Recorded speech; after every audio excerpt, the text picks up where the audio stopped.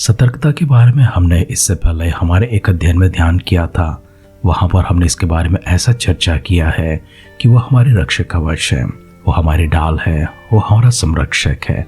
सतर्कता हमें हमेशा आने वाली विपत्तियों से बचाए रखती है। जो कोई भी संकट हमारे सामने आने वाले हैं उन सब के बारे में पहले से ही जानकारी को रखना और इसकी संभावना ना होने हेतु और यदि हो भी जाती है किस प्रकार से उससे बचाव करें, कैसे बड़ी नुकसान से अपने आप को रोके रखें। इन सारे विषय में सतर्कता ही हमारी मदद कर सकती हैं। इसलिए हमारे अध्ययन को हम आगे बढ़ाते हैं। हम देखेंगे लापरवाही किस प्रकार से हमारे जीवन में कठिनाई को लेकर आती हैं, गलतियाँ किस प्रकार से हमारे जीवन में परिणाम को लेकर आती हैं और वे कैसे हमारे लिए घातक हो जाते हैं। क्योंकि लापरवाही तो हमारी है, मूर्खता तो हमारी है, तो परिणाम हमारे पास आएंगे। और अगर हमारे साथ में किसी और की जीवन जुड़ी हुई है तो हमारी इन गलतियों के कारण से उनके ऊपर असर पड़ सकती हैं। यदि हमारे साथ में 10 लोग जुड़े हैं तो उनके ऊपर असर पड़ती है। यदि 100 जुड़े हैं तो पूरे 100 के ऊपर असर पड़ती हैं। अगर 1000 जुड़े हुए हैं तो हज़ारों के ऊपर असर पड़ती हैं। यदि हम किसी देश को चलाते हैं, राज्य को चलाते हैं, हमारे साथ में पूरे देश, पूरे राज्य के करोड़ों के ऊपर असर पड़ती है। आए हमारे ध्यान को आगे बढ़ाने से पहले परमेश्वर के सानिध्य में जाकर हमारे लिए ऐसे समझ और सतर्कता का ज्ञान परमेश्वर प्रदान करने के लिए जिससे हम अपने आप की जागृति प्राप्त कर सके और अपने आप की चौकसी कर सके। चाहे हमारे बच्चों के विषय में हो या फिर हमारे साथ रहने वाले के विषय में क्यों ना हो, हमारे विरोधों के विषय में क्यों ना हो, हमेशा सतर्क रहने के लिए परमेश्वर हमें ज्ञान और समझ से भरने के लिए आइए हम सब मिलकर परमेश्वर के पास जाकर अपनी आंखों को बंद करेंगे, सिरों को झुकाएंगे। एक छोटी सी दुआ हम अपने आप के लिए करेंगे।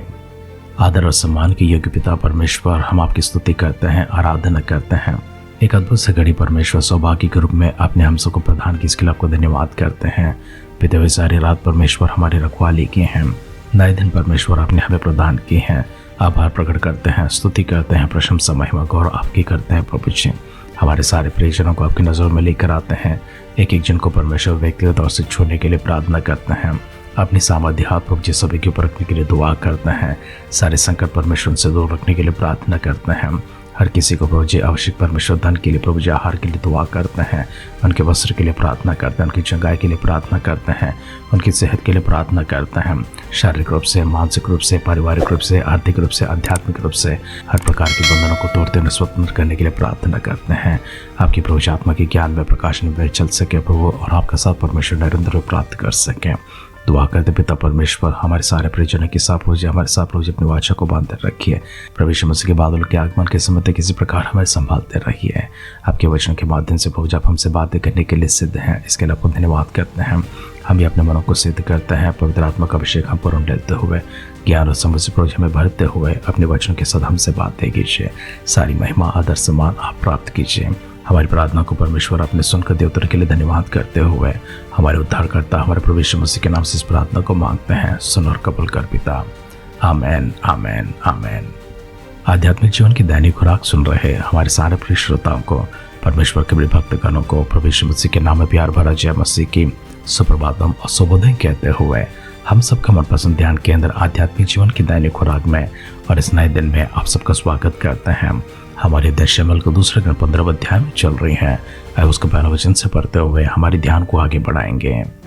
इसके बाद अबशलोम ने रथ और घोड़े और अपने आगे आगे दौड़ने वाले 50 मनुष्य रख लिए और अबशलोम सवेरे उठकर फाटक के मार्ग के पास खड़ा हुआ करता था। और जब जो कोई मुद्दई राजा के पास न्याय के लिए आता था तब अबशलोम उसको पुकार के पूछता था कि तो किस नगर से आता है, और वह कहता था कि तेरा दास इस्राएल के पलाने को उत्तर का है। तब अबशलोम उससे कहता था कि सुन, तेरा पक्ष तो ठीक और न्याय का है, परंतु राजा की ओर से तेरी सुनने वाला कोई नहीं है। फिर अबशलोम यह भी कहा करता था कि भला होता कि मैं इस देश में न्यायी ठहराया जाता कि जितने मुकदमे वाले होते वे सब मेरे ही पास आते और मैं उनका न्याय चुकाता। फिर जब कोई उसे दंडवत करने को निकट आता तब वह हाथ बढ़ाकर उसको पकड़ के उसे चूम लेता था। और जितने इस्राएली राजा के पास अपना मुकदमा तय करने को आते थे उन सबों से अबशलोम ऐसे व्यवहार किया करता था। इस प्रकार अबशलोम ने इस्राएली मनुष्य के मन को हर लिया। 4 वर्ष के बीतने पर अबशलोम ने राजा से कहा, मुझे हेब्रोन जाकर अपनी उस मन्नत को पूरी करने दे जो मैंने यहोवा की मानी है। तेरा दास तो जब आराम के गशूर में रहता था तब यह कहकर यहोवा की मन्नत मानी कि यदि यहोवा मुझको सचमुच यरूशलेम में लौटा लाए तो मैं यहोवा की उपासना करूंगा। राजा ने उससे कहा, कुशलक्षेम से जा, और वह चलकर हेब्रोन को गया। तब अबशलोम ने इसराइल के समस्त गोत्रों में यह कहने के लिए भेदिया भेजे कि जब नरसिंह का शब्द तुमको सुन पड़े तब कहना कि अबशलोम हेब्रोन में राजा हुआ। और अबशलोम के संग 200 न्योताहार यरूशलेम से गए। वे सीधे मन से उसका भेद बिना जाने गए। फिर जब अबशलोम का यज्ञ हुआ तब उसने गिलोवासी अहीतोपेल को, जो दाऊद का मंत्री था, बुलवा भेजा कि वो अपने नगर गिलो से आए। और राजद्रोह की गोष्ठी ने बल पकड़ा और अबशलोम के पक्ष के लोग बराबर बढ़ते गए। तब किसी ने दाऊद के पास जाकर यह समाचार दिया कि इस्राएली मनुष्य के मन अबशलोम की ओर हो गए हैं। तब दाऊद ने अपने सब कर्मचारियों से जो यरूशलेम में उसके संग थे कहा, आओ हम भाग चले, नहीं तो हम में से कोई भी अबशलोम से न बचेगा। इसलिए फुर्ती करते चले चलो, ऐसा ना हो कि वह फुर्ती करके हमें आ घेरे और हमारी हानि करे और इस नगर को तलवार से मार ले। राजा के कर्मचारियों ने उससे कहा, जैसा हमारे प्रभु राजा को अच्छा जान पड़े वैसा ही करने के लिए तेरे दास तैयार हैं। तब राजा निकल गया और उसके पीछे उसका समस्त घराना निकला। और राजा 10 रखेलियों को भवन की चौकसी करने के लिए छोड़ गया। और राजा निकल गया और उसके पीछे सब लोग निकले और वे बेतमेहर्क में ठहर गए। और उसके सब कर्मचारी उसके पास से होकर आगे गए। और सब करेती और सब पकेती और सब गति, अर्थात जो 600 पुरुष गत से उसके पीछे हो लिए थे, वे सब राजा के सामने से होकर आगे चले। तब राजा ने गति इत्तै से पूछा, हमारे संग तो क्यों चलता है? लौटकर राजा के पास रहा, क्योंकि तू परदेसी और अपने देश से दूर है, इसलिए अपने स्थान को लौट जा। तू तो कल ही आया है, क्या मैं आज तुझे अपने साथ मारा मारा फिराऊंगा? मैं तो जहाँ जा सकूंगा वहाँ जाऊंगा, तो लौट जा और अपने भाइयों को भी लौटा दे। ईश्वर की करुणा और सच्चाई तेरे संग रहे। इत्तै ने राजा को उत्तर देकर कहा, यहोवा के जीवन की शपथ और मेरे प्रभु राजा के जीवन की शपथ, जिस किसी स्थान में मेरा प्रभु राजा रहेगा, चाहे मरने के लिए हो चाहे जीवन रहने के लिए, उसी स्थान में तेरा दास भी रहेगा। तब दाऊद ने इत्तै से कहा, पार चल। सो गति इत्तै अपने समस्त जनों और अपने साथ के सब बाल बच्चों समेत पार हो गया। सब रहने वाले चिल्ला चिल्ला कर रोए और सब लोग पार हुए। और राजा भी किद्रोनाम नाले के पार हुआ। और सब लोग नाले के पार जंगल के मार्ग की ओर पार होकर चल पड़े। तब क्या देखने में आया कि सादोक भी और उसके संग सब लेवी परमेश्वर की वाचा का संदूक उठाए हुए हैं। और उन्होंने परमेश्वर के संदूक को धर दिया। तब बेतार चढ़ा और जब तक सब लोग नगर से ना निकले तब तक वो वहीं रहा। तब राजा ने सादोक से कहा, परमेश्वर के संदूक को नगर में लौटा ले जा। यदि यहोवा की अनुग्रह की दृष्टि मुझ पर हो तो वह मुझे लौटाकर उसको और अपने वासस्थान को भी दिखाएगा। परंतु यदि वह मुझसे कहे कि मैं तुझसे प्रसन्न नहीं, तो अभी मैं हाजिर हूँ, जैसा उसको भाए वैसा ही मेरे साथ बर्ताव करे। फिर राजा ने सादोक याजक से कहा, क्या तू दर्शी नहीं है? सो कुशलक्षेम से नगर में लौट जा और तेरा पुत्र अहीमास और अबीतार का पुत्र योनातान दोनों तुम्हारे संग लौटे। सुनो, मैं जंगल में घाट के पास तब तक ठहरा रहूंगा जब तक तुम लोगों में से मुझे हाल का समाचार ना मिले। तब सादोक और अबीतार ने परमेश्वर की संदूक को यरूशलेम में लौटा दिया और आप वहीं रहे। तब दाऊद जलपाई के पहाड़ पर सिर ढांपे नंगे पांव रोता हुआ चढ़ने लगा और जितने लोग उसके संग थे वे सभी सिर ढांपे रोते हुए चढ़ गए। तब दाऊद को यह समाचार मिला कि अबशलोम के संग राजद्रोह के साथ अहीतोपेल हैं। दाऊद ने कहा, हे यहोवा, अहीतोपेल की सम्मति मूर्खता बना दे। जब दाऊद छोटी तक पहुंचा जब परमेश्वर को दंडवत किया करते थे, तब अरे की हुशै अंगरखा फाड़े सिर पर मिट्टी डाले हुए उससे मिलने को आया। दाऊद ने उससे कहा, यदि तू मेरे संग आगे जाए तब तो मेरे लिए भार ठहरेगा, परंतु यदि तू नगर को लौटकर अबशलोम से कहने लगे, हे राजा, मैं तेरा कर्मचारी होऊंगा, जैसे मैं बहुत दिन तेरे पिता का कर्मचारी रहा वैसा ही अब तेरा रहूंगा, तो तू मेरे हित के लिए अहीतोपेल की सम्मति को निष्फल कर सकेगा। और क्या वहां तेरे संग सादोक और अबीतार याजक ना रहेंगे? इसलिए राजभवन में से जो हाल तुझे सुन पड़े उसे सादोक और अबीतार याजकों को बताया करना। उनके साथ तो उनके 2 पुत्र अर्थात सादोक का पुत्र अहीमास और अबीतार का पुत्र योनातान वहां रहेंगे। तो जो समाचार तुम लोगों को मिले उसे मेरे पास उन्हीं के हाथ भेजा करना। और दाऊद का मित्र होशे नगर को गया और अबशलोम भी यरूशलेम में पहुंच गया। शमूएल का दूसरा ग्रंथ 15 अध्याय का पहला वचन से लेकर अंतिम वचन तक हमने पढ़कर सुना है। इस घटना में हमने एक और बार दाऊद की लापरवाही को देखा है। दाऊद की लापरवाही सबसे पहले हमने अम्नोन के विषय में देखा था, जब अपने बहन के ऊपर मोहित हो जाता है और पिता से अनुमति लेकर अपनी बहन के हाथों से खाना बनवाकर उसे खिलवाने के लिए उसे अपने घर पर बुलवाता है। राजा ने बिना सोचे समझे आगे पीछे न देखते हुए उसे अनुमति दे दिया था। उसके बाद हमने देखा है अम्नोन ने किस तरह से उसकी बहन के ऊपर अत्याचार किया था और इस विषय को लेकर अबशलोम का मन क्रोध से भरा होता है और अबशलोम ने पूरा 2 साल इंतजार किया था।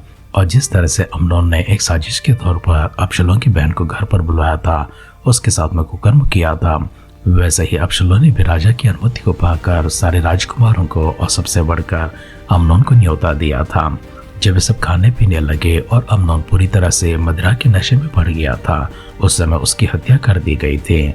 इस घटना के बाद अबशलोम कशूर में चला जाता है, वहां पर छिपा रहता है। अब अबशलोम को यहाँ पर आए हुए 4 साल हो गए हैं, लेकिन 2 साल तक उसने अपने पिता का दर्शन ना पाया, क्योंकि पिता ने कहा है कि तू मेरा दर्शन ना पाएगा परंतु अपना घर चला जाएगा।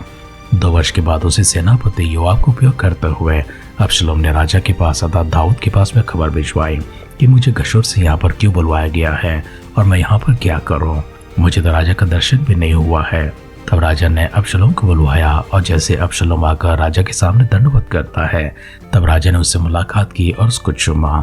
उस दिन से लेकर और 2 वर्ष हो चुके हैं जब सब लोगों ने देखा है कि राजा और अबशलोम के बीच में सम्मति हो चुकी है। तब अबशलोम राजभवन के फाटक के आगे खड़ा हुआ करता था और जितने भी लोग वहां पर न्याय के लिए आते थे उन सबों का हालचाल पूछते हुए राजा के विरुद्ध में उनको द्वेष जगाकर उन्हें अपनी ओर कर लेता था और सभी को हाथ बढ़ाकर चूम लिया करता था। इस तरह से इसराइल में जितने भी थे वे सब अबशलोम की ओर हो गए हैं। और एक दिन अबशलोम पिता के पास आकर कहता है, मुझे हेब्रोन जाने दे कि मैं परमेश्वर के भवन में जाकर जो मन्नत मैंने मानी है उसे मैं पूरा कर सकूं। राजा ने उससे कहा, कुशल क्षेम से जा, और वो चला गया। लेकिन पूरे 4 वर्षों से अबशलोम एक ही तैयारी में था किस प्रकार से वो अपने लोगों को अपनी ओर कर ले और किस तरह से राजा के विरुद्ध में सभी को बगावत करवा दे। और इस प्रयास में उसने अपने सामने दौड़ने के लिए 50 मनुष्यों को रख लिया था और अबशलोम ने 200 न्योताहारियों को बुलवाया था, जिनमें से राजा के कर्मचारी और राजा के मंत्री भी थे। वे सब न जानते थे कि अबशलोम क्या कर रहा है, वे सब बस इतना ही जानते हैं कि अबशलोम यज्ञ में गया है और सभी को न्योता दिया है। इस प्रकार से धीरे धीरे करते हुए राजद्रोह की गोष्ठी बढ़ जाती है और लगभग सब लोग अबशलोम को राजा मानने लगे और उसके पीछे होने लगे। जब राजा को खबर मिलती कि अबशलोम ने अपने आप को हेब्रोन में राजा घोषित कर दिया है, तब राजा अपने कर्मचारियों को लेकर वहां से भाग जाता है। भागने से पहले अपने 10 रखेलों को भवन की रखवाली करने के लिए छोड़ देता है। इनके साथ में क्या होता है कल के ध्यान में देखेंगे, लेकिन आज के ध्यान को हम लोग इस प्रकार से समाप्त करते हैं।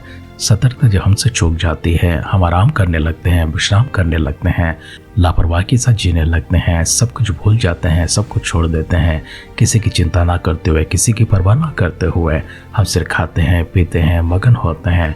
ऐसे समय में संकट और विपत्तियां, विरोध और विद्रोह, राजद्रोह भी अचानक से आने वाली प्रलय की तरह या फिर भूकंप की तरह होती है, जो बिना कोई संकेत दिए तबाही मचाने को आते हैं। हमने दाऊद के विषय में इसी प्रकार से देखा है। जब से दाऊद इसराइल के पर राजा हुआ और जब से उसने बशबा के साथ में गलत काम किया और हित्ती ऊरिया को उसने बरवा डाला, उस समय से लेकर लापरवाही की जीवन, बिना सतर्कता की जीवन उसकी चलती है, जिस कारण से विपत्तियां उसके ऊपर आती हैं। न केवल उसके ऊपर परंतु उसके सारे घराने के ऊपर और उसके सारे राज्य के ऊपर आती हैं।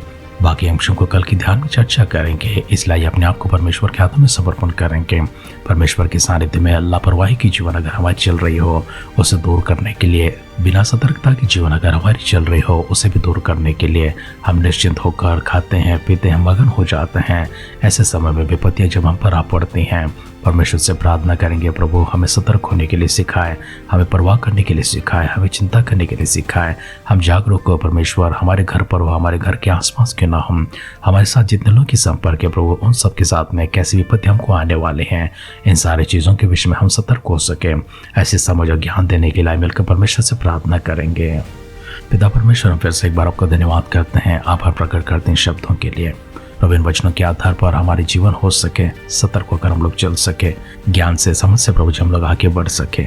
हमेशा प्रभु जी जागरूक रहते हुए हमारे सामने क्या होने वाला है, हमारे आगे क्या होने वाला है, पीछे क्या होने वाला है, इन सब के विषय में हमेशा हमारी आंखें खुले रखते हुए, हमारे मस्तिष्क को खुले रखते हुए और सबसे बढ़कर परमेश्वर आपकी ओर से प्रभु जी सहायता को प्राप्त करने के लिए, आप ही की राह पर चलने के लिए, प्रभु आपकी विधियों पर चलने के लिए, कभी आपसे दूर ना हो कोई पाप प्रभु जी, हमें कभी आपसे दूर ना करें, इसके लिए दुआ करते हैं। पवित्र आत्मा का अभिषेक और अगुवाई प्रभु जी आपकी सहायता भरी हाथ हमेशा हमारे ऊपर रखिए। प्रभु यीशु मसीह के बादलों की आग में विलंब होती है, कल सुबह फिर से एक बार मिलते समय प्रभु हमारे सारे अपराध, सारे गुनाह और प्रभु जी सारे पाप प्रभु जी आपकी ओर से क्षमा पाए हुए हम सब प्रभु जी शांति के मन के साथ, आनंद के मन के साथ और प्रभु जी स्वतंत्रता के जीवन में आगे बढ़ने के लिए सहायता करें। अगर हमारे मिलने से पहले प्रभु यीशु मसीह के बादलों की आग में संभव होगी तो स्वर्ग लोक में हमें शामिल करने के लिए दुआ करते हैं। आपने हमारी प्रार्थनाओं को सुनकर परमेश्वर देवता के लिए धन्यवाद करते हुए हमारे उद्धारकर्ता हमारे प्रभु यीशु मसीह के नाम से इस प्रार्थना को मांगते हैं, सुन और कबूल कर पिता। आमेन, आमेन, आमेन। ज्ञान की कमी होने पर परमेश्वर ने कहा है मुझसे मांग कर ले लें। समझ के विषय में भी ऐसे ही है, भरपाई परमेश्वर की ओर से मिलते हैं।